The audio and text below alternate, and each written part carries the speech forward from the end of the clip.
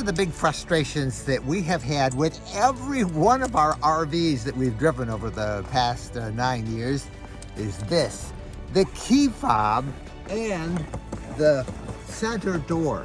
Sometimes they work. Now it's locked the front, but it won't lock this. Sometimes the contacts get dirty, but more often than not, it's just temperamental. So I'm going to solve that problem. As much as this would be nice if it worked all the time, it doesn't. So I'm going to try something else. This is the new lock that we're going to install. And see, we've got that little place here where we can set up our combination. And then of course it'll work with the regular key, and it will work with a fob of its own as well. It connects very simply. And they say on the box that it's just a 10-minute install. Now, if you're a regular of this channel, you know that Jennifer has a rule about our RVs, and that's basically that if I have to take anything apart, I don't do it. But Kyle from Holland Motorhomes, he can do it.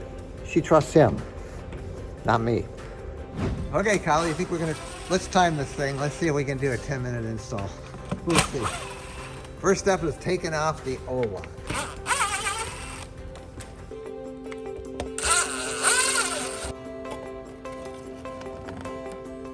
One new lock.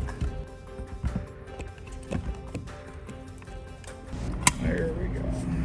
That fits in there a lot better.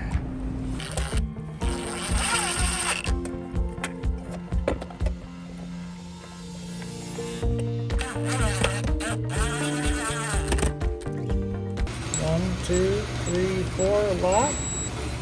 Okay. And you can see on this side, the deadbolt has now fully engaged. And everybody can say thank you, Kyle. That way it goes to engage the deadbolt. And then you can feel it go that way. Release. Yeah. Wow, this looks really nice. Aren't you glad you had Kyle do it? Yes, I am. So you can try opening it. Ooh, the handle's really nice. Yeah. Hi, Bo.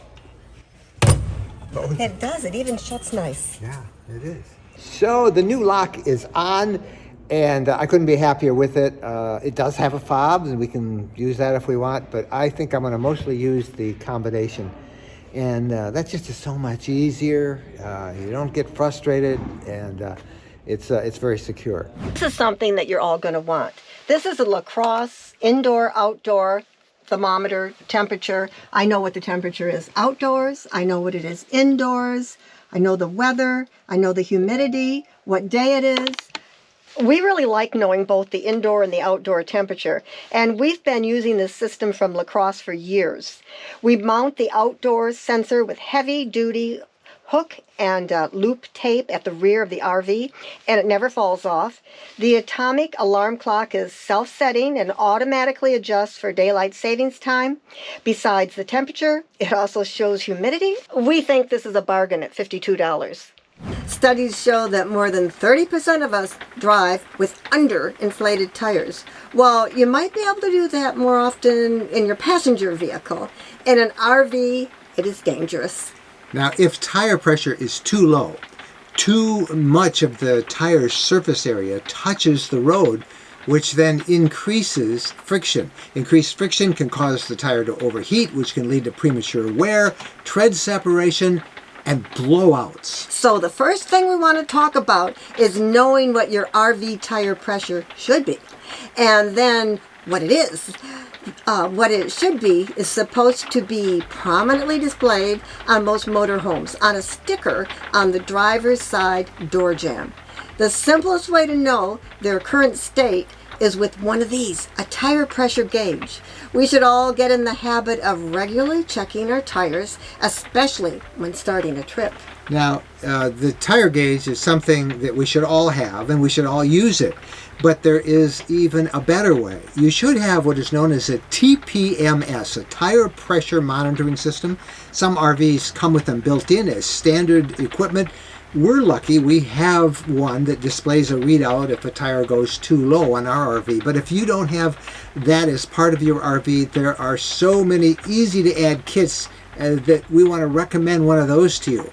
A while ago I did a video review for RV.com and I showed the Tire Minder 77-6. The 6 is for 6 tires, and you can get a larger system if you need with more tires. But they work wirelessly. You screw them onto the valves of each tire, and when the pressure gets too low or too high, you'll get a warning. The system is expensive, $429. But if you don't already have a TPMS system as part of your RV safety features, this is what you want. A big trend in the RV industry, electric bikes. Seems like everywhere you go, somebody has an e-bike when you're out in an RV park or when you're out boondocking. Well, we've had a couple of full-size rad power bikes now for several years, and we love them. We really do. We really enjoy our rad power bikes, but the problem is towing them, taking them along. And the other problem we have in this RV, while we have a big garage with pass-through space, we can't get the e-bikes in there. And that's been frustrating for us. Then we were contacted by a representative from Electric Bikes about their foldable bikes. So we no more than arrived at our campground, and the campground people delivered our bike. What do we got there? I better get the trash out of here. Better you guys lift that than me, huh?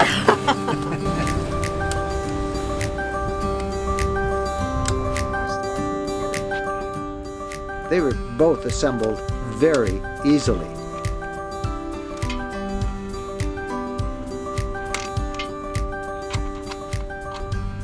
And that's all there is to it.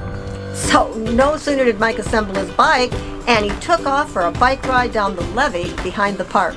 I was surprised to find that of all the campers there, many of them had e-bikes, and several of them had bikes just like the electric models that Jen and I just got. It looks like we got us an e-bike gang. Yeah, we like people, don't you? Well, these guys are right here along the levee. So they like the bikes, I like the bikes, but the big test came from Jennifer.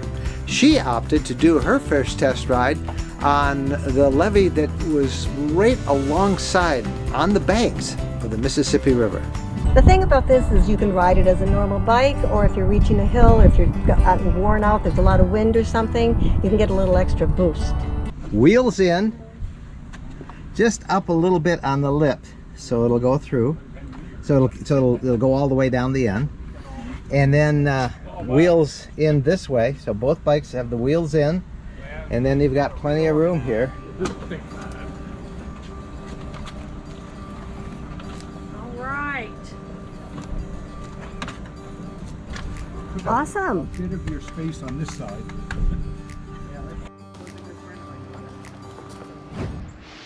This is called SoftStart, and it's a do-it-yourself add-on to your RV's air conditioner. And what this does is it allows your RV air conditioner to start off without having a huge energy drain. Now, what does that mean? That means that if you're, say, mooch docking in a friend or relative's driveway, and all they have is a little 20-amp extension cord from their house, that will be enough to power up your AC in the RV. It's a really smart way of just regulating the power demands of that AC. It is a do-it-yourself thing. It's pretty easy to understand, and the cost, about $269. This happens to be my setup for Starlink, the high-speed satellite-based internet system that is now up and running and very available for RVers. Just recently, Starlink enabled something called portability. Portability means that for $25 more a month above your $110 subscription, you can now travel with Starlink. And as you go from campground to campground, boondocking spot to boondocking spot, you can enable it. It will access the network. You'll have great coverage. I'm doing it right now in Michigan, for example, even though my technical home area for Starlink is down in Florida. This is a telescoping mast. It's 16 feet tall, and you can lift it up higher. I only have it up about 12 feet right now, and you can see it's about 6 feet out of up over the fifth wheel. But it mounts real easy. You can lift it up and you just put it in this cup. Over here there is a set screw, and you just tighten that so it has a nice firm connection. It's mounted. These mounts are mounted to the RV ladder. It opens up a whole new world for connectivity for internet users who happen to be RVers, and particularly those who are full-timers and still working from the road.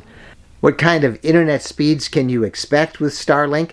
I've been collecting screen grabs of my access speeds for about a week now, and there has been some variation. That is because Starlink prioritizes local traffic. In other words, from users who are accessing the network through their registered home address, instead of those like us who are accessing it through that portability feature. Clearly, it's not necessarily throttled, but it is.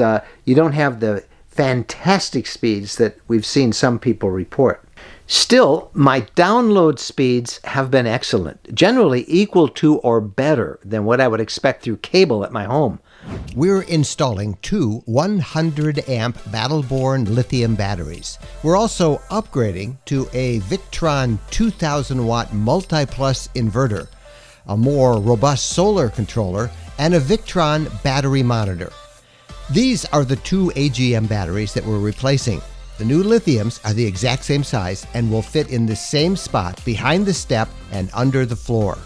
So the first thing that we had to do is remove the old batteries, and we had put AGMs in there. You know, the batteries are under the steps. They slid out, and these new Battleborn lithiums fit perfectly in there. So got to just wire them all up, and the batteries will be all set. Lithium batteries are much more efficient than any other kind of battery. They charge faster, they charge more, they last much longer, and they deliver much more power at much less weight. Remove the 1,000 watt inverter. We put a 2,000 watt inverter in. This is a Victron Multi-Plus 2,000 watt hybrid inverter. It has a Bluetooth control on it also. The dongle here, you can see it. It's kind of sitting down there between the two batteries, but these are our two Battleborn batteries, the GC2s. They're the drop-in replacement for the 6-volt lead acid. You can see they fit right in the same spot that were the original batteries were in. This will be initially, later on, will be covered up by the stairs, so we're not exposed. And then the battery monitor from Victron, like I said, it has the interface, the Bluetooth. It's kind of a, it's a leading edge technology. It's a real nice device to have on board. And the solar charge controller has that ability too. It's also Bluetooth. So here it is installed, and you can hear it's kind of running. There's a couple of fans there. Installing it was really pretty simple. It was just a matter of mounting it, and it mounts perfectly in this this compartment. Another change I made was in the solar controller. This is the standard one that came with my Leisure Travel Vans Unity. This is the new Victron solar controller. It's a little more robust. It mounted just fine right up here in this storage cabinet, and it does a great job. Now I can see that blue light on in there. That's also Bluetooth compatible. Now there is a regular battery monitor, and I got that. That's this one right here. However, the old battery monitor was this one, a Magnum, because that's of course the name of the old inverter, a Magnum. Now it used to fit up there like that. You see it's square, but this one is round. So what we did is we just found a little square piece of plastic, and we were able to fabricate that, and that mounts in there really well. And you can see it is a great job. I can do a quick check on the battery monitor just like that. I also have it here on this entire control center, that monitors the tanks and the blackwater tanks and the LPG gas. So you can see they're pretty well consistent. This one is showing a little more accurate, I think 13.64 volts in there. So this Bluetooth app and being able to access all three of these Victron systems that Battleborn put in with my unit, this is really handy. Now, I admit I need some help here. So getting my system set up and properly configured is Joe from M53 RV. a mobile RV service company near my Michigan home. All 4 systems work well. We really didn't have much of an issue at all. I mentioned to you that I got professional help, and I recommend that to everybody. It just makes sense to have somebody who's more experienced in electronics and hooking up batteries and inverters, to have them oversee it all. And I was delighted to get Joe from M53 RV to come by and do it. But for those of you who are really strong DIY type people, you probably could do it yourself. I'd call the manufacturer of your motorhome and tell them what you're planning to do. And I certainly would work with the people at Battleborn, because they are familiar with all of the different configurations, all of the different RVs. And that'd be my first call, to Battleborn, and they'll say whether you can do it yourself or whether it might be good to get somebody like Joe to come by and oversee it.